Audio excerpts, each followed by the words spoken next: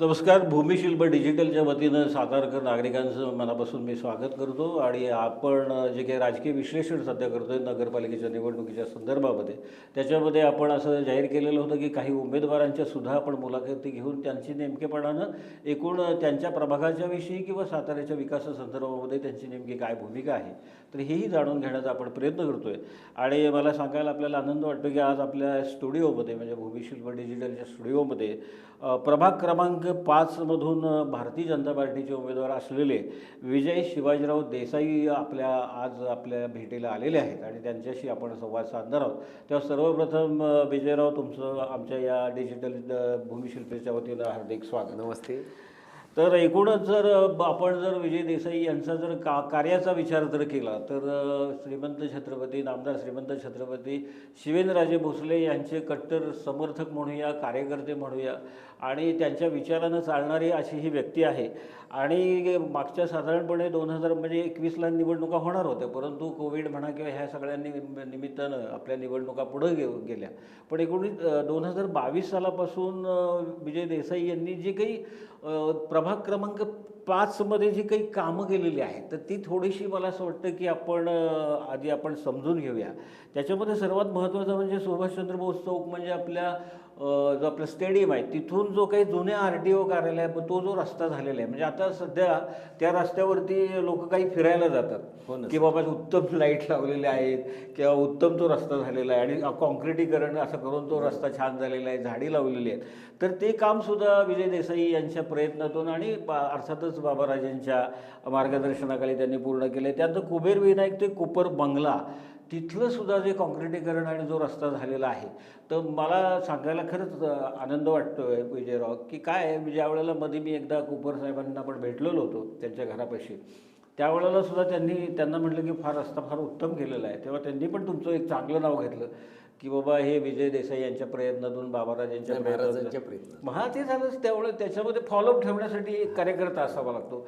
बाबा महाराज आहेतच संपूर्णपणे. त्यानंतर गणेश कॉलनी अंतर्गत जे काही रस्ते आहेत त्याचं पण डांबरीकरण झालेलं आहे. अजिंक्य कॉलनी, रामकृष्ण कॉलनी, त्याच्यानंतर मुथा चौक ते Ajinkya hospital, KBB college road, Powai Naka, Kuber Vinayak मंदिर ते KBB अखेरचं डांबरीकरण, पारंगे चौक ते बस स्थानक रस्ता, धन्वंतरी कॉलनी आणि चिपळूणकर शाळा ते अजिंक्य हॉस्पिटल ते दर्भे कॉलनी, छोटे मोठे सर्व रस्ते मला असं वाटतंय शिक्षक कॉलनीचे असेल किंवा नंतर गिरधर नगरमधले असेल, भूविकास कॉलनीमधले असतील, त्यानंतर कर्नल रस्ता डांबरीकरण असेल, म्हणजे एकूण बंड बंगला ते शिवाजी हाऊसिंग सोसायटी, म्हणजे जो काही प्रभागामधले अत्यंत महत्त्वाचे रस्ते आहेत, म्हणजे जे मोठे पण रस्ते आहेत आणि छोटे पण रस्ते आहेत, तर ह्याचं एक त्याला आपण म्हणू मजबूतीकरण म्हणून चांगले रस्ते आणि तर हे त्याचे प्रयत्नातून बाबाराजांच्या मार्गदर्शनाखाली हे केलेले आहेत. आणि काही कामंही त्यांनी ह्या 22 सालापासून मंजूर करून घेतलेले आहेत. त्यातलं अजिंक्य कॉलनी, सह्याद्री कॉलनी, रामकृष्ण कॉलनीमध्ये अंतर्गत रस्ते आणि आधुनिक अशा गटारांची पण उत्तम व्यवस्था,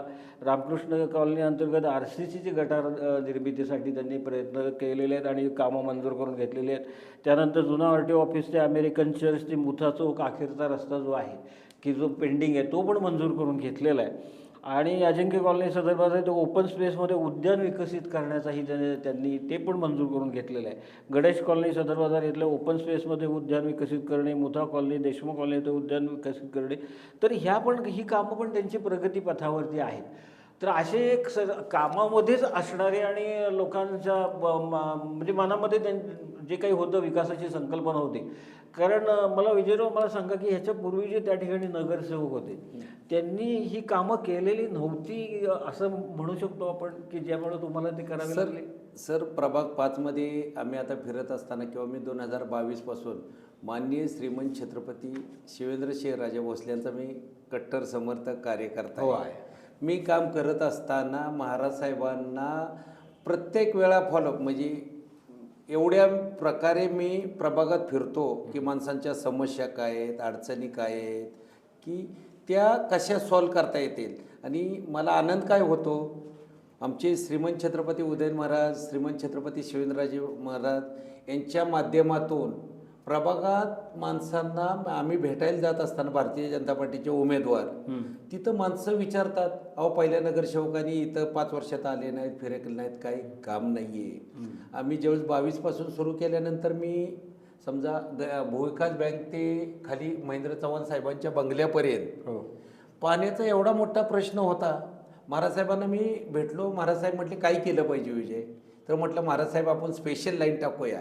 आज जिथं अर्धा तास पाणी येत नव्हतं तिथं तिसऱ्या मजल्यावर एक तास पाणी येत आहे. हे सगळं मी महाराज साहेबांच्या पाठीमागं आणि बाबांच्या माध्यमातून हे सगळं करू शकलो. आज भूविकास बँकेचा जो रस्ता केला माझ्या बंधूंनी, मी स्वतः कुठेही कॉन्ट्रॅक्टर नाहीये, माझे बंधू आहेत, ते सगळ्या जिल्ह्याला महाराष्ट्राला माहिती आहे. आणि दुसरी गोष्ट म्हणजे मला इथं मुद्दामपणे सांगायचं आहे, कारण ही जी काही देसाई जी काही कन्स्ट्रक्शन कंपनी आहे ते उत्तम रस्ते करतात, उत्तम कामं करतात आणि त्यांची एक क्वालिटी आहे. म्हणजे आपण कासचा रस्ता जर आता बघितला तर संपूर्णपणे आपल्या युवतेश्वर ते कास अगदी आपल्या बोगद्यापर्यंतचा जो रस्ता झालेला आहे तर तो रस्तासुद्धा त्यांच्या बंधूंची कंपनी आहे, त्यांचा थेट संबंध नाही, पण म्हणजे दर्जेदार काम हा एक त्यांचा असा एक ज्याला आपण म्हणतो ना की बाबा ब्रँड आहे असा, तर तो काही भाग नाही, तो काही महत्त्वाचा नाही, बंधूंचा व्यवसाय काही असू शकतो.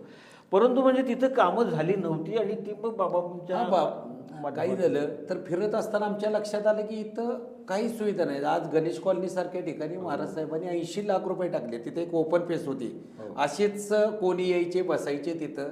कंपाऊंड आणि टोटली साताऱ्यातले जे 2-3 गार्डन म्हणजे अजिंक्य कॉलनीचं गार्डन असू दे, गणेश कॉलनीचं आणि मुता कॉलनीचे गार्डन, ही साताऱ्यातली सगळ्यात सुंदर गार्डन होतात. आणि हे करत असताना लागल तिथं महाराज साहेब पाहिजे तेवढे पैसे देतात. की आज गार्डन करण्यामागचा उद्देश एकच होता की महिला रस्त्यावरून फिरायला लागल्या, नको ते मुलं येतात, शेवटी लेडीज एकटेच फिरत असतात, तर ते चेन खेचचा प्रकार बऱ्याच वेळा व्हायला लागल्यानंतर आम्ही ठरवलं की आपल्या ज्या ज्या प्रभागात 5 मध्ये जिथं जिथं महिलांसाठी काय करता येण्यासारखं असेल, गार्डनमध्ये काही असं चान्सेस नाहीत की बाबा कोण मुलांनी येऊन काय करण्याचे हे. आणि हे करत असताना की स्ट्रीट लाईट आपल्या प्रभाग 5 मध्ये किंवा विकासाचा विचार केला, 25 प्रभागापैकी प्रभाग 5चा एवढा महाराज साहेबांच्या माध्यमातून विकास झालेला आहे. पोय नाक्याच्या खाली गेट म्हणजे कंपाऊंड वॉल, हे कंपाऊंड ते कंपाऊंड वॉल डांबरीकरण महाराज साहेबांच्या माध्यमातून झाल्यामुळं की म्हणजे धुळा राहणार नाही किंवा हे नाही. आणि माणसांच्या अपेक्षा आहेत मूलभूत काय, आम्हाला रस्ते चांगले पाहिजेत, लाईट पाहिजेत, कचरा गाडी वेळेत आल्या पाहिजेत. आणि मला सांगायचं आहे की हे सगळे सुविधा किंवा काय मी स्वतः एवढा पाठपुरावा करतो, कुठं काय तुम्ही चौकशी करा फिरून की बाबा कुठं कचरा साठला असेल नगरपालिकेत येऊन फॉलोअप घेणे किंवा काम करून घेणे, लाईट लागत नसेल तर नगरपालिकेत येऊन हे कामं करून घेणे.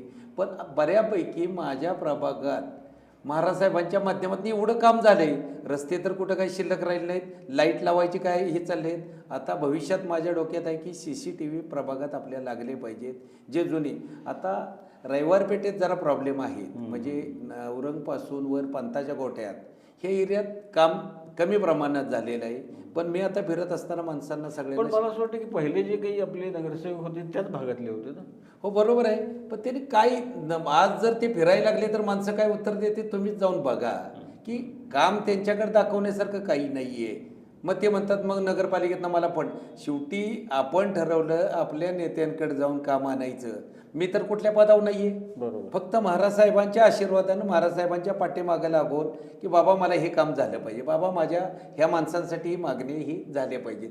तेव्हा आणि महाराज साहेबांनी पण मी सांगेल ती तिथं मदत केलेली आहे. एकूण प्रभाग क्रमांक 5 संदर्भात बोलायचं झालं तर तिथं 6011 एवढे मला वाटते मतदार 6037 असे मतदार आहेत. आणि त्याच्यामध्ये पुरुषांची संख्या ही 3035 आहे, तर स्त्रियांची संख्या 2976च्या आसपास आहे.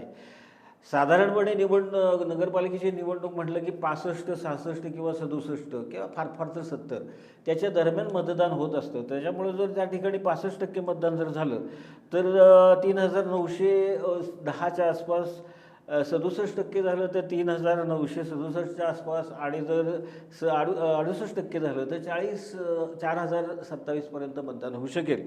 तर मला असं वाटतं की देसाई साहेब की साधारण 2100-2200 मतदान ज्यांना पडेल तर तो उमेदवार या ठिकाणी विजयी होणार आहे. आता आपल्या प्रभागामध्ये मला असं वाटतं की काही 2 बंडखोर उमेदवार आहेत, तर त्यांचा तुम्हाला किती त्रास होईल किंवा फटका बसेल असं वाटतं का? नाही, मला माझ्या कामावर मला केलेल्या महाराज साहेबांचे ह्याच्याहून मला पूर्ण खात्री आहे. मी असू द्या, अमोल मोहिते साहेब असतील किंवा अपर्णाताई बाचल, आम्ही कमीत कमी 2000च्या फरकाने आम्ही निवडून येणार. हे बंडखोर आहेत, हे जास्तीचे 200-400 मतापेक्षा जास्त नाही. आणि विचार केला तर भारतीय जनता पार्टीला मोदी साहेब असू दे किंवा आपले मुख्यमंत्री साहेब फडणवीस साहेब असू दे, लाडक्या बहिणींसाठी आणि एवढी म्हणजे मदत झालेली आहे. आणि सर्व बहिणींची एकच इच्छा आहे की BJP बरोबर चालायचं, महाराज साहेबांबरोबर चालायचं. त्यामुळं मला खात्री आहे की माझ्या प्रभाग 5 मधील ज्या बहिणी आहेत, मला खात्री आहे 90% मतं आम्ही तिघजण घेणार, 10% हे बंडखोरांना मतदान जाईल. बंडखोरी जरी झाली असली तरी सुद्धा त्यांनी जरी त्या ठिकाणी प्रचार जरी केला की बाबा आम्ही अमुक अमुक महाराज आमच्या पाठीशी आहेत किंवा उदयन महाराजांच्या संदर्भामध्ये पण बोललं जातं याच्यामध्ये, परंतु उदयनराजेंनी आणि शिवेंद्रबाबांनी दोघांनी, शिवेंद्रराजे भोसले दोघांनी असं जाहीर केलेलं आहे की बाबा याच्यामध्ये काही आमच्यामध्ये कुठलेही वादविवाद नाही आहेत, मनोमिलन पक्का आहे आता आणि एकाच पक्षात आहोत आणि त्यामुळे काही मुद्दा नाही आहे.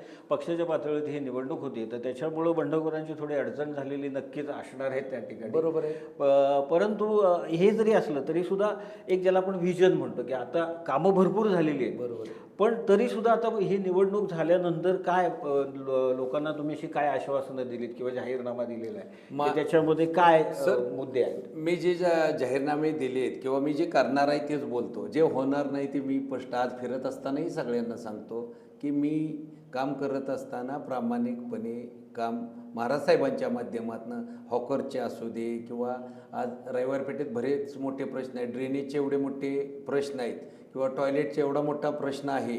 परवा सकट सभेत महाराजांनी सांगितले की इथं आपण टॉयलेट करू दे, महिलांसाठी अत्यंत गरजेचं आहे. तुम्ही जाऊन बघितलं ना तर पवारवाडा आणि त्या पंताच्या गोट्यात एवढी म्हणजे महिलांना एवढा त्रास होतोय. ॲक्च्युली हे विद्यमान नगरसेवकाचं काम होतं, त्यानं 10 वर्षात करायचं असतं तर तो करू शकला असता, पण त्यांनी कुठेही काही लक्ष दिलं नाही आहे किंवा काही म्हणजे कामच त्यांचं नाही. आज तुम्ही LIC कॉलनी असू दे, देशमुख कॉलनी किंवा ह्या एरियात जाऊन फिरून बघा, म्हणतात 5-5 वर्ष नगरसेवक आलेच नाही निवडून. जीवनछाया पण आपल्या जीवनछाया आपल्यात आहे, पण तिथंच जाऊन आज तुम्ही चौकशी करा, तुमचे हे पाठवा. तिथं माणसं म्हणतात की 2022 पासून विजय देसाईंनी इथं काम सुरू केलेलं आहे. प्रत्येकाच्या अडीअडचणीला मी उभा राहतो.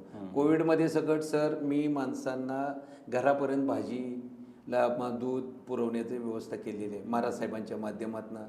आणि आपल्याला पूर्ण मला खात्री आहे हा प्रभाग 5 हा भारतीय जनता पार्टीचा प्रभाग आहे. आता कोण काही सांगत असेल मला ह्यांचा पाठिंबा आहे त्यांचा पाठिंबा, अजिबात नाही आहे. दोन्ही महाराजांचे उमेदवार दोन्ही आहेत इथं. हो, माननीय शिवेंद्रराजे बाबांचा मी समर्थक आहे, तसं आपण बाचल जे नाना बाचल आहेत त्यांच्या मिसेस ते उदयन महाराजांचे समर्थक आहेत. म्हणजे अन्याय आणि काय विषय यायचा किंवा कोणा व्हायचा विषय नाही ह्या प्रभागात. पण पोवई नाका परिसर सुद्धा आपला प्रभागात येतो ना, तर तिथं ज्याला आपण म्हणतो ना की पार्किंगसाठी काहीतरी व्यवस्था माझ्या जाहीरनाम्यात आहे सर्वांचा आहे. मी जाहीरनाम्यात महाराज साहेबांच्या माध्यमातून बघा ना, तिथं मी म्हणतो पोवई नाका परिसरात दुचाकी व चारचाकी वाहनतळ उभे करणार म्हणजे आहे आपल्या. मग ते महाराज साहेबांच्या माध्यमातून. दुसरं एक आता थोडंसं मी माझी वैयक्तिक मागणी तुमच्याकडे करतो, कारण तुमचं ही सगळी कामं बघितल्यानंतर किंवा भविष्यात होण्याच्या दृष्टिकोनातून की साधारणपणे तो आपला जो प्रभाग आहे तो म्हणजे पोवई नाक्याच्या जवळ आहे आणि ह्या पूर्व भागाशी जवळ आहे सगळा. तर त्याच्यामध्ये मी अनेक वर्ष एक मागणी सातत्यानं केलेली आहे की त्या प्रभागामध्ये किंवा त्या आपल्या त्या परिसरामध्ये किमान एक 200 लोक बसतील असं एक छोटं ऑडिटोरियम झालं पाहिजे जिथे नाट्यप्रयोग होतील वगैरे. तर ते काही तसा काहीतरी प्लॅन तुम्ही मला असं वाटतं भविष्यात करावा अशी मी अपेक्षा व्यक्त करतो आपल्याकडं. किमान 200 लोक त्या ठिकाणी बसावेत आणि कार्यक्रम व्हावा असा. ते नगरपालिकेच्या माध्यमातून जागा पण ओपन स्पेस भरपूर आहेत त्या भागामध्ये, तसं काही करता आलं तर निश्चितपणाने करा. निश्चित मी माननीय आमचे नेते आहेत शिवेंद्रराजे भोसले आणि उदयनराजे भोसले यांना मी विनंती करीन अशी जर जे पोवई नाक्यावरची आम्ही जागा शोध घेऊन तिथं काही करता येत असेल आमच्या प्रभाग 5 आणि सातारकरांसाठी की बाबा ह्या चांगल्या गोष्टी ते नक्की आम्ही करण्याचा प्रयत्न करू. एक सांस्कृतिक भवन तिथं निर्माण झालं पाहिजे. पण शेवटी आता आपण थोडंसं येऊया, कारण मी म्हटलं तसं की 2100-2200 मतं जो उमेदवार घेईल त्याचा विजय निश्चित या ठिकाणी असणार आहे. आणि एकूणच विजय देसाई आणि त्यांच्या बरोबरीनं ज्या काही अपर्णाताई बाचल आहेत त्या दोन्ही महाराजांचे उमेदवार आहेत हे दोन, आणि त्यांची एकूण कामं आणि भारतीय जनता पार्टीचं पाठबळ आणि भारतीय जनता पार्टीच्या माध्यमातून झालेली कामं या सगळ्याचा विचार केला तर मला असं वाटतं की एक पारडं जड आपल्याला दिसत असलं तरीसुद्धा शेवटी एक उमेदवार आहे ना या नात्यानं तुम्ही तुमच्या नागरिकांना मतदारांना काय आवाहन कराल? मी माझ्या प्रभाग 5मधील जे माझे मतदार बंधू आहेत यांना एकच विनंती करीन की आपण आज उमेदवार जे माझ्या विरोधात उभा राहिलेले आहेत किंवा भारतीय जनता पार्टीच्या विरोधात उभा राहिलेले आहेत, त्यांचं काम करण्याची पद्धत बघा, त्यांची हे बघा. आज सातारकरांना गरज आहे किंवा प्रभाग 5मधील माणसांच्या अपेक्षा मूलभूत हे आहेत की जे काम कोण करू शकतं. अजून मतदानाला वेळ आहे, मी केलेली कामं जाऊन बघावीत. जर मी कामात कुठं कमी पडला असेल तर मला त्याचे ही मिळेल, पोचपावती मिळेल काम चांगल्या कामाची. आणि दुसरी गोष्ट मी ठरवलेलं आहे की आत्ता माणसांनी इथून पुढं नगरपालिकेत जायची गरज नाही पडणार. मी माणसांच्या दारात जाणार आहे की तुमच्या काय अडचणीत. मी ठरवले की बाबा ज्या त्या एरियात म्हणजे समजा पंताचा गोट असू दे किंवा मधल्या एरियात असू दे, रविवार पेठेत इथे एक ग्रुप करायचा. त्या ग्रुपवर मेसेजेस करून की हे बाबा देसाई साहेब हे काम करायचं आहे, ती मी स्वतः ते काम घेऊन नगरपालिकेत जाऊन तेच करण्याची व्यवस्था करणार आहे. आज रविवार पेठेचा विचार केला तर एवढे मोठे सर प्रॉब्लेम आहेत, गटरचे रस्ते म्हणजे ती चिखलदरा वाड्यामध्ये पण वाईट अवस्था आहे ना त्या भागात. भयंकर वाईट अवस्था आहे तिथले गटर्स आणि हे एवढे चोकॉप आणि हे आहेत की गरजे 1 फूट पाईपमधले गटर आहेत.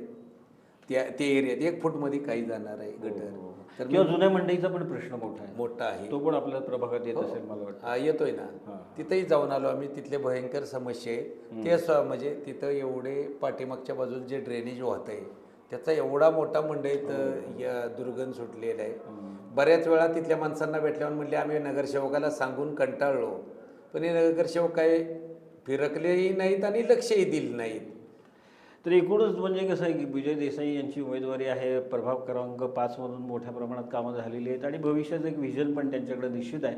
दोन्ही महाराजांचं पाठबळ आहे. भारतीय जनता पार्टीसारखा पक्ष आहे तेव्हा भूमिशील व डिजिटलच्या वतीनं आम्ही ह्या निवडणुकीमध्ये आपण विजयी व्हावा असं एक शुभेच्छा आपल्याला देतो आणि आपण वेळ काढला त्याबद्दल धन्यवाद. Thank you sir.